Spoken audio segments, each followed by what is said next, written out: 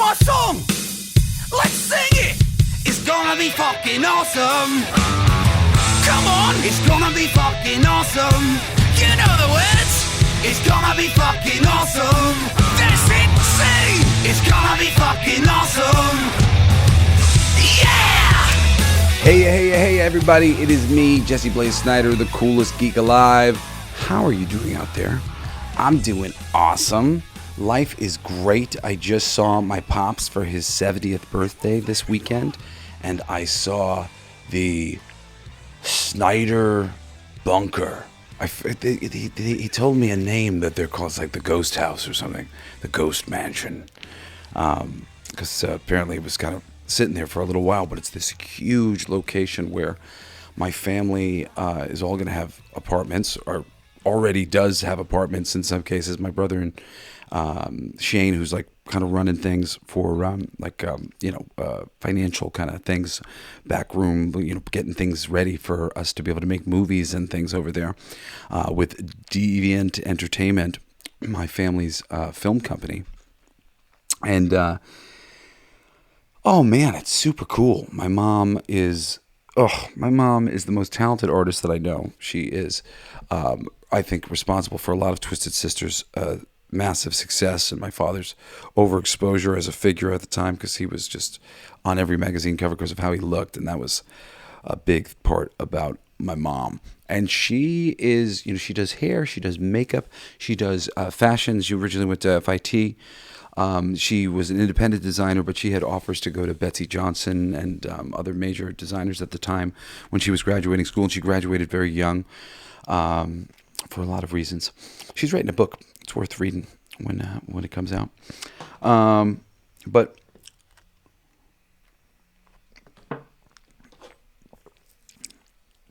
my mom is also like this master designer, and every house we've ever had, she's custom painting the walls, and she would just move to one room, to the next room, to the next room. And over time, she really got daring, and then over time beyond that, as like the family kind of got more like stable financially, and they could do things, and she could kind of like have some help and could, bring to life visions that she saw in her mind, which are always pretty grandiose. She has to do it on a budget.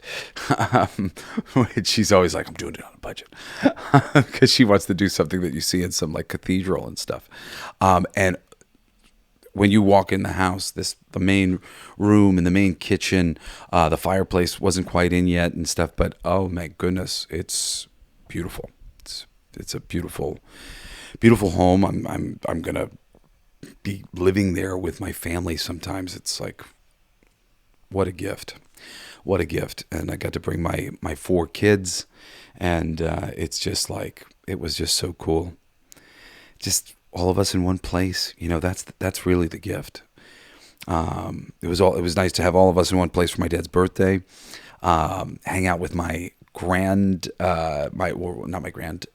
nephew, my nephew Ronan, and that was awesome. I love babies, and he's just, I don't know if he's even 2 yet, but he's in that great age. He's running around and going up steps and stuff, and my kids love kids, and I love kids, and it was great to hang out with them and see my brother. And me and my brother Shane geeked out about Marvel Snap for like 10 minutes. Shane sat down like very seriously in front of me and went, so, and I didn't know what he was going to talk to me about. Marvel Snap. Like, oh, Marvel Snap. And he said, what kind of decks do you like? Are your favorite? And I was like, oh, my favorite decks. We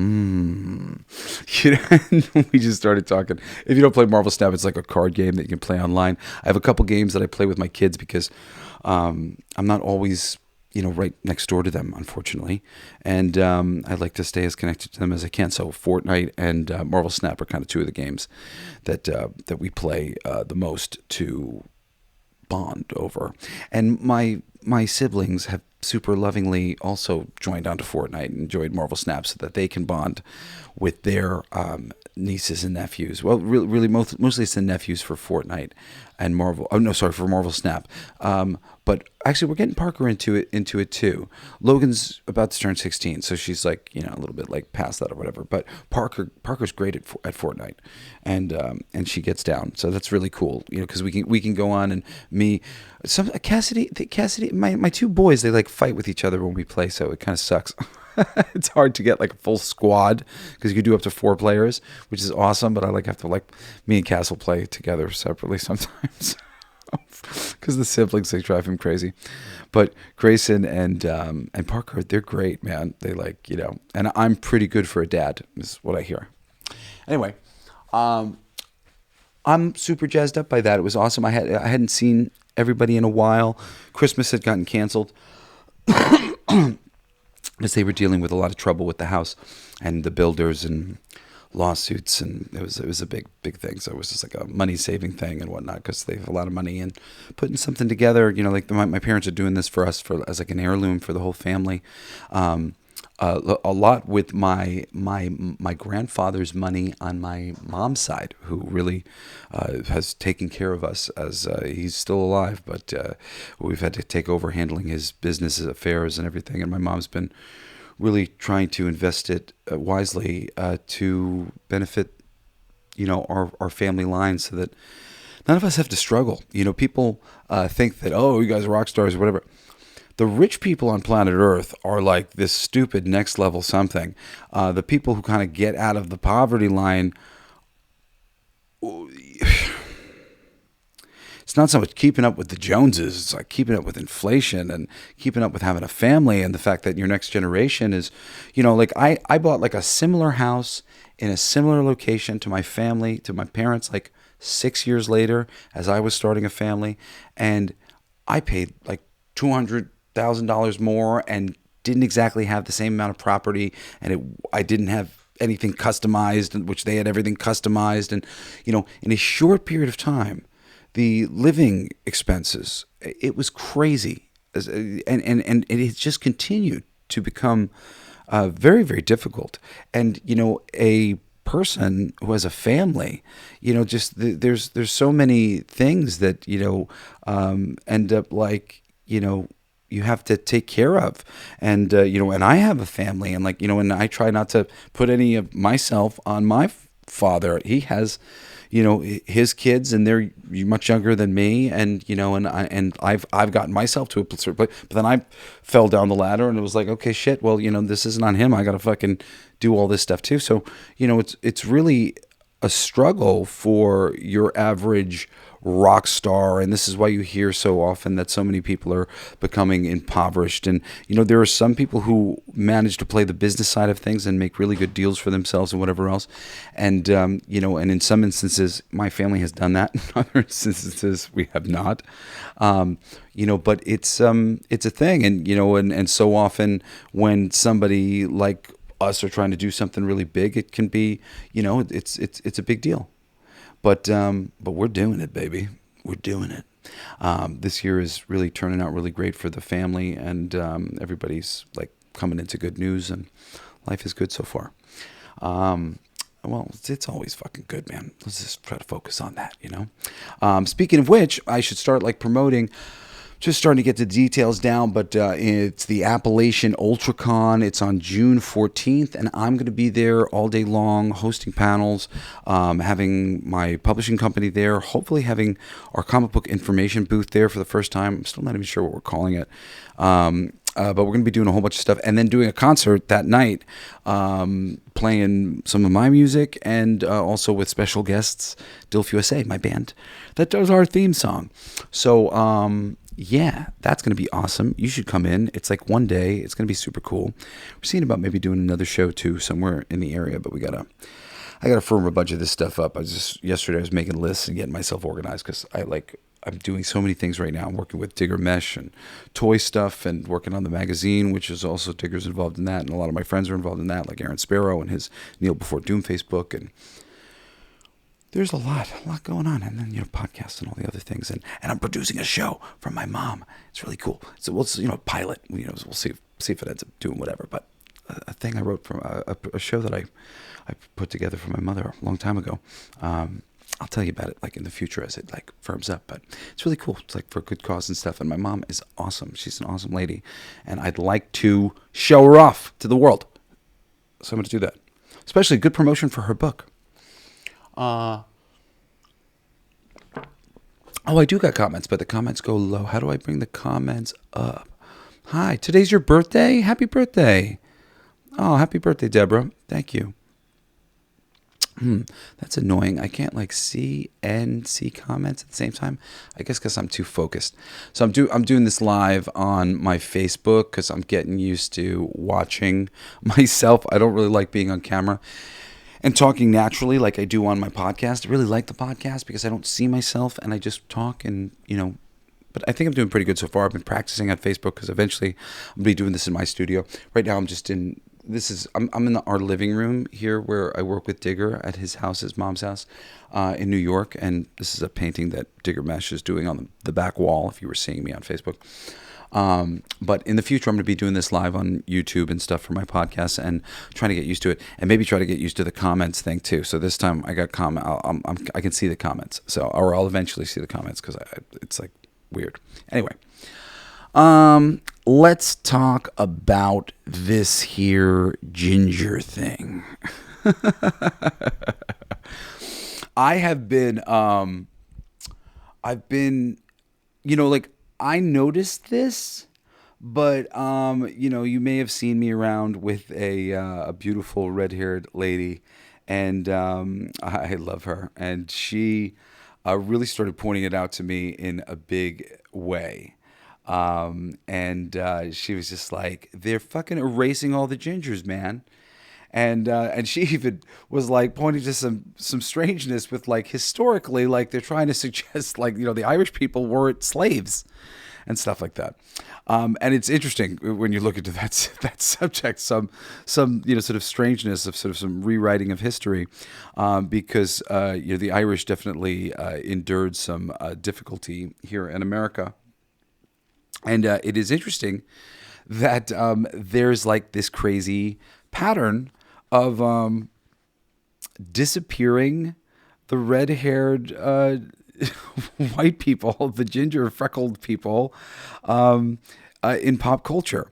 And I was sort of curious about it because some news came out today about from Doomcock, which is like a leak. We don't know if this is true or whatever, but connecting the possibility of Mara Jade, who is Luke Skywalker's ginger, famously redheaded ginger wife in the books, the extended universe Star Wars books that were released over the years that people love, and recasting her as Zendaya, the lady who plays MJ in the Spider-Man universe.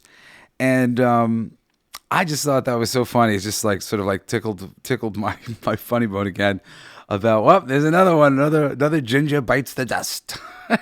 And I just started thinking, what are the, because I didn't really have anything to talk about. Like I have a ton of like celebrations that I want to do on this show of things that I love. But like I've done so many of the ones that I am most comfortable doing just kind of off the cuff. And most of the ones that I have right now are ones that I want to just like do a little bit of, not homework on, but like sort of refresher, rewatch, or reread, or whatever it might be. So I got to like kind of get myself on some sort of schedule to start kind of banging out some of these things so that I can do some shows on some of them, because I just want to be able to, love them the best way and be reminded of all the things that I loved about them at the time. Because some of these things I haven't read in a long time. I'm 42 and I've been digesting so much entertainment material for so long, and most of the stuff I only get a chance to watch or read once. Or movies are a little easier, but like long form narratives are harder.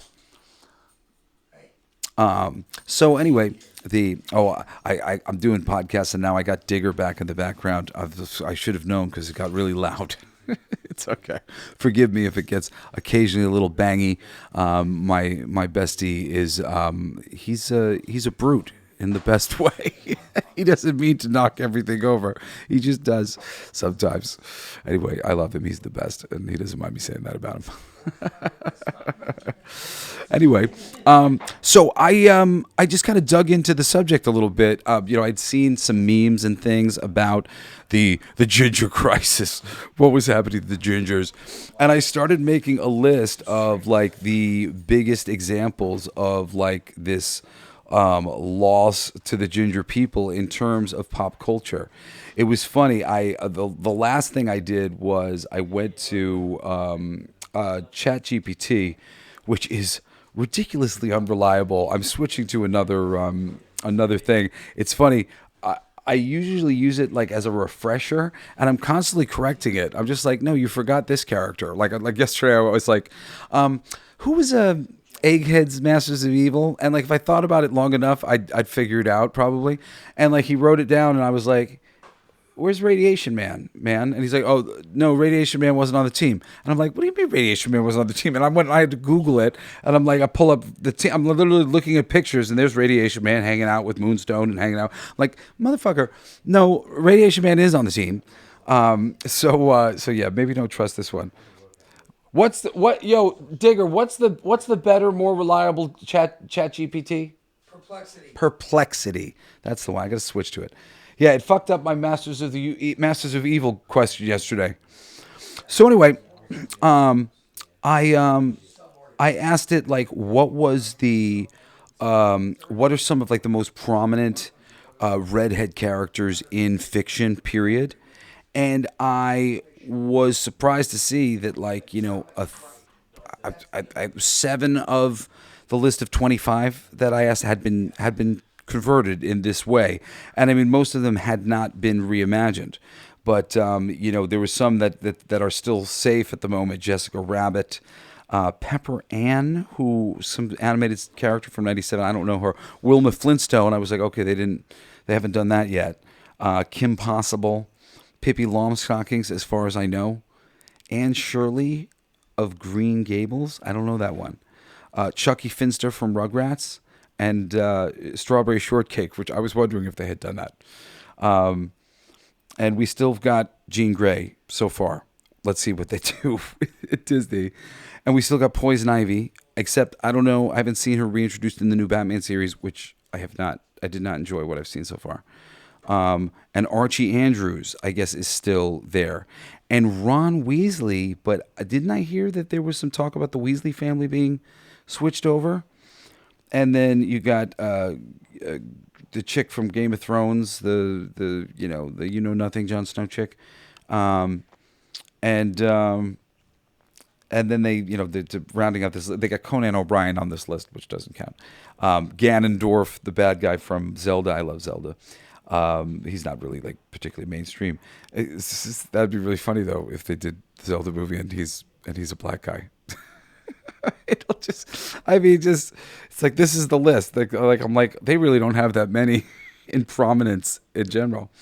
It was Chloe Price, Life is Strange. I don't even know that. And Roxanne Ritchie from Megamind. Okay. So I didn't include the ones that have been converted that were on that list, because there were 7 of them that were on that list they gave me that are, of this ridiculousness that I have set up. So I've got a list of 17, and dude, no, oh, wait, you got a charge? Can you do it in the other room, please? Thank you. All right. So I've got 17, and I just kind of kept going because there was a bunch of them that I thought were funny. Like it'll get up to like the top, and like some of the ones that are sort of most major, but it's definitely a pattern. And this isn't to say that there haven't been like new redhead characters who've been introduced in recent years, but not necessarily a lot. And there's prominent representation there, and they are a bit of a minority within society. They really are. And this representation's been thrown out the window. And I find this very convenient and weird. And, it's just like, if you're going to say you're going to do a thing, you're going to do a thing, fucking do it. And like this is a case where diversity has led to a lack of diversity in a certain minority. So, number 17 on my list, I didn't know about because she's not a really big character, but I thought it was just interesting. If you watch the Loki series, there is a strong black female of authority, and her name is Ravonna Renslayer. And in the comic book, she has red hair. Coincidence? I think not. I thought it was interesting that in the Percy Jackson series, apparently Annabeth Chase is a red-haired character, and she was, I think, only brought to life ever as black so far. But there's a new series, so I don't know if they're talking about the new series, so I might be confused about that. But there's a recent book series that's been changed. This isn't like all across the board, but one of the incarnations of Daphne from Scooby-Doo, they made her a black person, and I thought that was very interesting. I was like, is this true? It was true. And then in the new James Gunn series, she's Hawk Girl is not black but Hispanic, which is interesting. She's got, famously in the animated series, she's got long red hair coming out of the side of her thing, and in the comics as well. Also from the comics, I'll actually do these like as a block here. You've got Artemis in Wonder Woman, who they made a strong black woman, and Artemis has led the Wonder Woman series. She's like a pretty major character, and I'm not exactly recognizable as this black woman. I was like, oh, that was Artemis. So I was sort of like, when I even saw that, I went, oh, she's Artemis. Okay, there's another one. So some of these I didn't even realize they had done. Somebody said, what about Dave Mustaine? Well, Dave Mustaine, they haven't like swapped him out with a non-redhead yet. That's pretty funny though. Thank you, Mark. Then in the Black Adam movie, a really cute character from the comic book, Cyclone, who's this adorable redheaded ginger who's like super exuberant and so happy to be there. They didn't play her like that at all. She was a young, strong black woman. So another one bites the dust.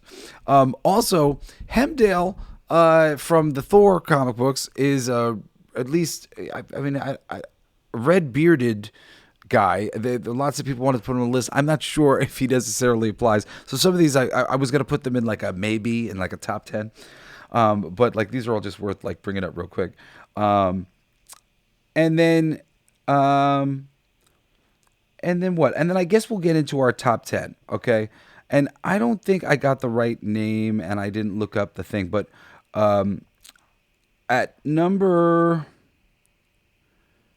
we'll say at number 10, we're just going to get Annie out of the way. Annie, like, I don't know. For me, it was like, that was... Maybe that was my racist perspective on what a redheaded person was like. Annie. As a child, I was like, what's that? That's a redhead. Because...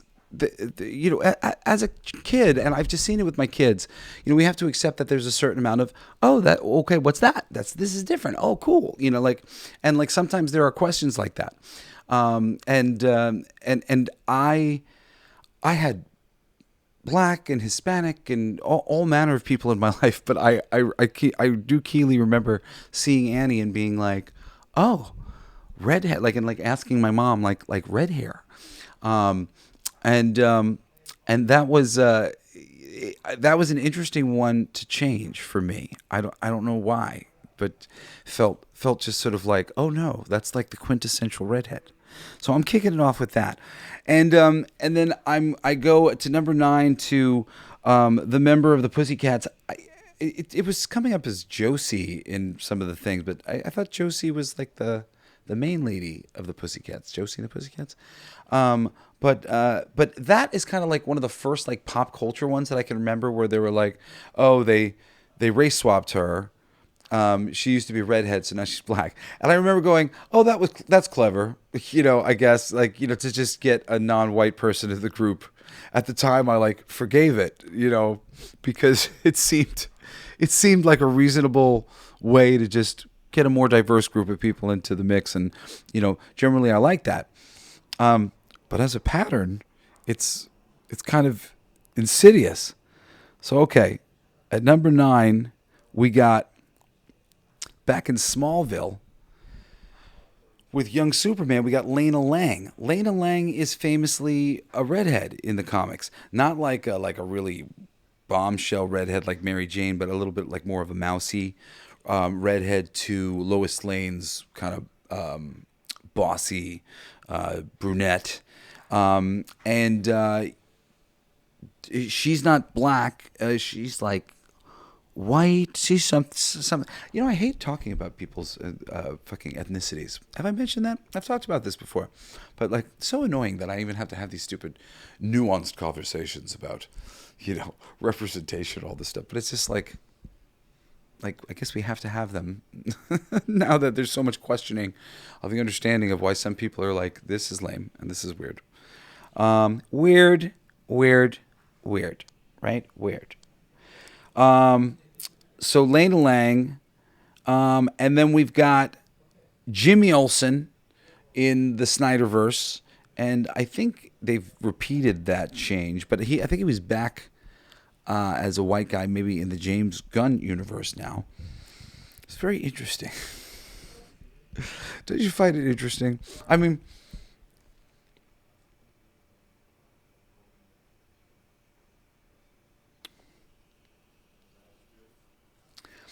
when you change a character's race,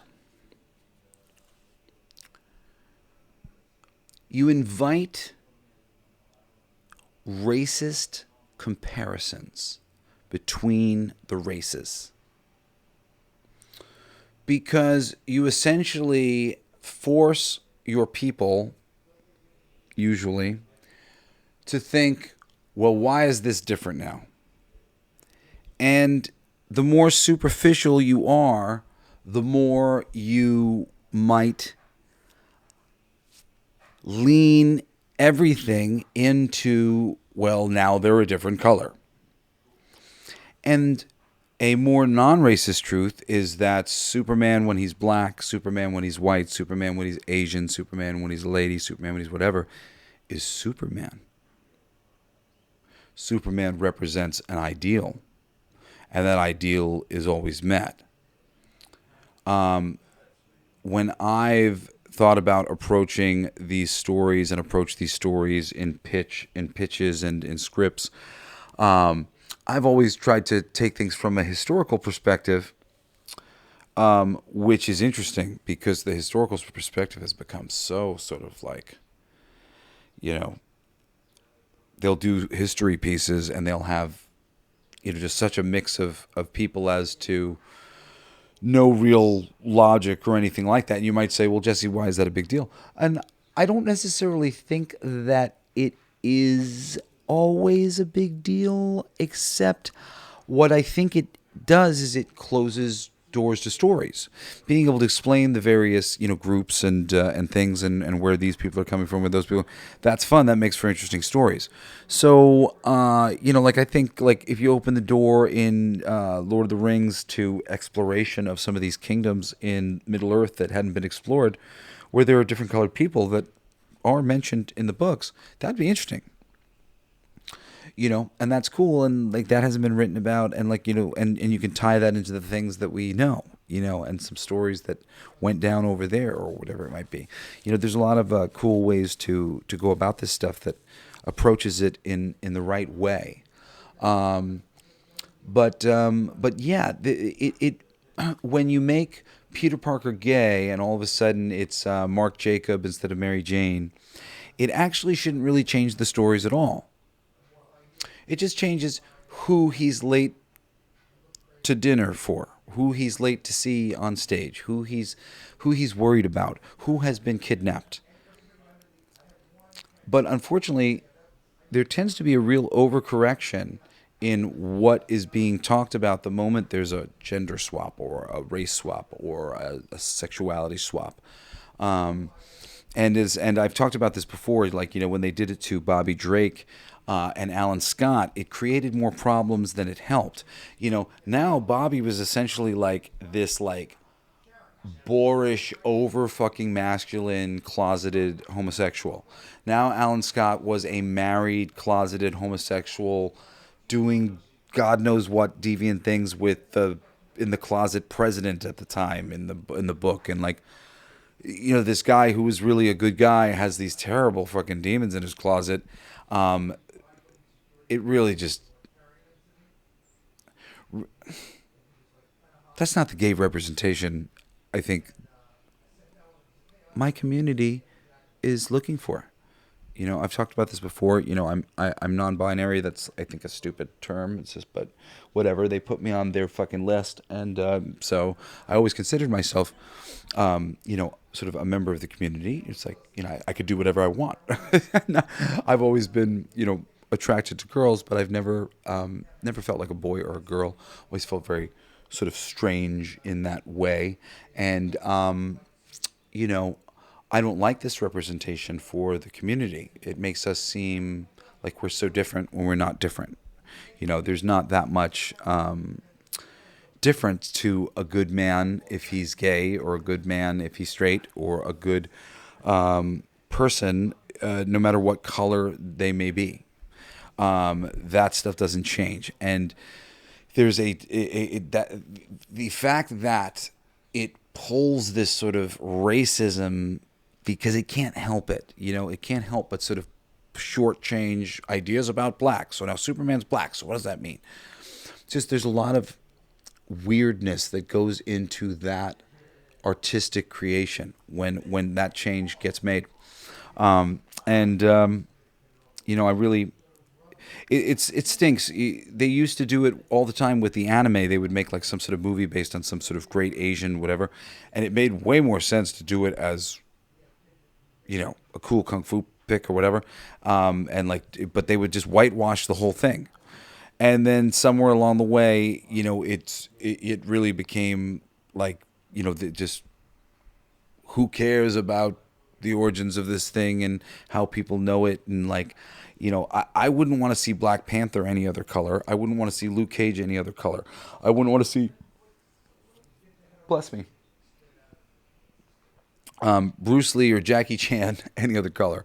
I wouldn't. The idea that the American audiences are racist is just so crazy. We have so many heroes of so many variety. There's so many people who have broken into our hearts and won us over. And, it's like, us, the white community. I don't fucking consider myself white. It's like ridiculous. All these colors. I'm a human being. We're all human beings. So silly. Anyway, continuing this list of redheads who are disappearing from society, we've got Mary Jane, which you could kind of argue MJ is like a different character entirely, and maybe I'll give it to you, or we could say Mara Jade. If they do the same thing with her. So either one of those. Then we had Star Sapphire, which was kind of a funny one. And I mean, I like a beautiful black lady, and she looked really nice in the costume and stuff. But again, it was just sort of a very pointed instance of like a famously red-haired character who was, there's a certain shorthand to a redhead, a beautiful redhead woman, and that archetype being cannibalized, so many times is interesting, and unfortunate too, because it's a good one. Red Sonja and so many other really powerful redheads, and if you have any redheads in your life, that like medically they're like genetically different. That like Novocaine doesn't work on them and stuff like that. And they have more energy and they are powerful, and they should be represented in society, and they're going away. All right, so at number 4, I've got April O'Neil in the recent in the recent animated Teenage Mutant Ninja Turtles series, which I had so many. There's things to like about that thing, but there was a lot of things to be really like bothered by. What up, Kristen? And I was just like out of my mind about April O'Neil. Because that one seemed to be like a tipping point of like, I just started to notice my girl is right. They're turning all of the redheads into black people. And granted, some of the ones on this list, I think at least a few, have been not black, other colors. And I mean, it doesn't matter what color they're turning to. It's just sort of funny. It's just a funny observation. And turning us all into black people. From her perspective as a ginger, she's just like, they're turning us all into black people. I just think it's very funny. And every time I see it, I'm like, she's right. They're turning them all into black people. I don't know. I hope you're at home and you're like enjoying this as much as I am. I had like trepidation about this. I'm like, I don't know. Are people gonna like find this to be some sort of weird racist conversation or not gonna know how to like feel about it? Because I don't know how to feel about it. I'm like, am I offending anybody? I don't know. It's very funny. But not only did they turn April O'Neil into a black person, but they turned her into a frumpy black person with like a big butt who doesn't look like she could run very fast or jump very high or be particularly useful to the turtles in any way, shape, or form. Doesn't really look like, she looks smart. She looks like somebody who should hang out in the office and not exactly go on missions with the turtles. She could probably get in the way. That one seemed egregious to me. And then, of course, most recently we had Ariel, or relatively recently Ariel. It's just, I guess, next to Annie, that was like the next most famous redheaded character. Say it ain't so. Another one bites the dust. I don't know what I have to say about it at this point. Then we have one that like really killed me, and like I said, I have other characters that like I was just like, oh man, that guy's Asian or whatever. Like like they shouldn't change that. So it's like not just the white guys that I'm defending here, but like the Wally West and Iris West in the TV show, and it for a minute it introduced like there's multiple Wally Wests. There's a Teen Titans Wally West who's Hispanic, like he is on the show. And again, this isn't black, but dark skinned. But I don't know what all of their races. I don't care what their races are. It doesn't matter to me. It matters to these studios apparently, and I'm just sort of making a list and taking note that this is interesting. But that one really bothered me. I remember having a conversation with a friend that I got really mad about. He's an actor, a black actor in Hollywood. And we were talking about all these movies, and we must have listed like 6 of them, and I don't remember what they were, but it was all like adaptations from that time. That's why I'm not remembering them at the moment. I'm only remembering more recent adaptations we wouldn't have been talking about. Where they had whitewashed the whole thing. We were like, oh man, this movie. And we're like, oh yeah, dude, that movie. And and I read that, and that one was great. And like when they fucking made the movie, I was like, by making it all white people, they changed the fucking location, and they changed like a whole bunch of things that really fucking changed the vibe of the story. And it's so much better when it took place in Japan and when it took place, whatever it was. So we're having this conversation for like 4 or 5 minutes. And then I get to Wally West, and I was like, oh, and Wally West, man, I just bonded with that character so hard. He was trying to live up to a legacy set by his family, and that really, really means something to me. And I just, he's this redheaded guy. Well, he's a redhead. He was a ginger. I never thought of him as any different than me, And he was one of my favorite characters. And my friend looked at me and went, I don't care about that. And I said, what do you mean you don't care about that? And he said, he's white. They've been doing that to us forever. And I was like, what? I said, I haven't been doing it to you, man. That's not cool. I'm like, that's like one of my childhood like characters that I really like imprinted on. Like, and like, I don't like to see him changed. And he was like, yeah, I don't care. I thought that was so messed up. I won't call him out. So they changed Iris. They changed Wally. A lot of girlfriends. But of this list, before I get to the end, of this list, 7 of these I told you were on the list of like some of the biggest redheads in fiction. Daphne from Scooby-Doo. They didn't have Hawkgirl on the list, but she should probably be on that list of some of the biggest redheads in fiction, in like entertainment. Annie was on the list. I think the Pussycat was on the list. Jimmy Olsen, Mary Jane, Starfire, April O'Neil, Ariel, and Wally West. And number one on my list, the Jim Gordon family, which is really multiple, even though we didn't get to see the Black Batgirl. That movie got scrapped completely, but we did get to see Black Jim Gordon in the year one, and I don't know if he shows up in the Penguin series.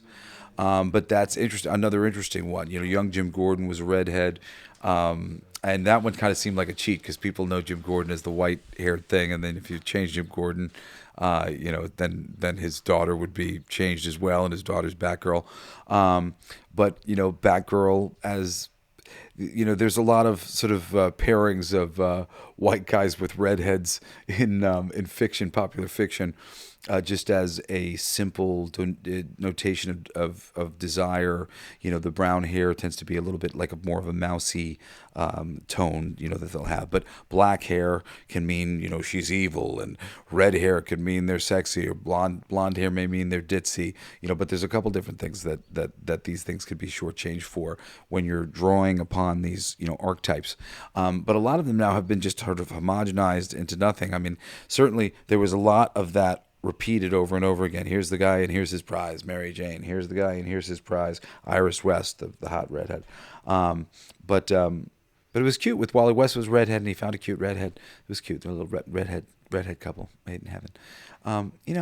Every one of these things is different and built upon, and sort of, whatever they are and how they've been built in their traditional facet has been built upon more deeply in ways. And when we just arbitrarily change their color and stuff, all of a sudden it definitely throws a wrench into the way the characters are being thought about. And I think it really just generally brings up a lot of sexism and racism and phobia and all this other shit, because all of a sudden the way everything's being looked at is through the lens of our differences and not the way we're the same. And mostly we're the same. Any character who is gender, race swapped, or whatever else should be ultimately portrayed as the same as they were beforehand. So that's my list. I think it's kind of nuts and weird. I wonder what you think. Feel free to write me at jesseblaze@jessesnyder.com. I am on the Twitter, and I'm on Facebook. You guys can find me in a couple places. Thank you so much for everybody who listens to the show and helps us turn this into a thing that is my job these days, being a podcaster. We'll be doing things more and more legit in the new year. I want to run a contest, and I want to do I'm going to be live streaming the shows as well. And there'll be a lot of cool stuff going on as we get the year going. I just got to start to get organized. Anyway, I love you guys. Thanks so much for listening to the show. And join me again. I didn't do an episode on Saturday because it was Dad's birthday and all this shit. But I'll be back this Saturday doing a short form episode on a show. I think maybe Warrior. I just started watching it, but it's really rad. And my buddy is telling me how awesome it is, and I want, and he also is nervous that maybe it might not get picked up, so I want to promote Warrior because it's a pretty fucking awesome show from what I can tell so far. I've seen a few episodes and it's really good. Anyway, join me on Saturday, and then join me again next Wednesday for another fucking awesome episode of the Coolest Geek Alive. You've been listening to Coolest Geek Alive with me, your host, Jesse Blaze Snyder. Don't forget to rate, comment, and subscribe for more excellent geek culture content. Thanks for listening. It's my favorite part!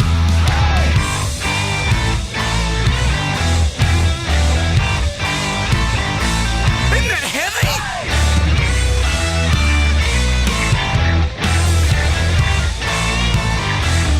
I'll play that! It's gonna be fucking awesome! Coolest alive! It's gonna be fucking awesome. Stay with your tribe. It's gonna be fucking awesome. Revenge of the Geeks. It's gonna be fucking awesome. Week after weeks, it's gonna be fucking awesome. Laughing with you, it's gonna be fucking awesome. And crying sometimes too. It's gonna be fucking awesome. Spilling it out, it's gonna be fucking awesome. Making you shout.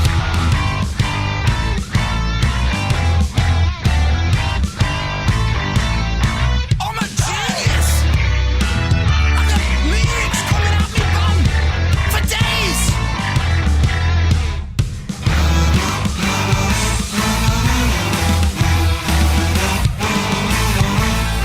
You like that? It's a kazoo solo.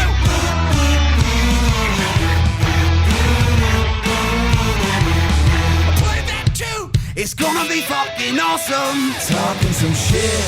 It's gonna be fucking awesome. Living the shit. My voice is fucking awesome. Food in our mouth.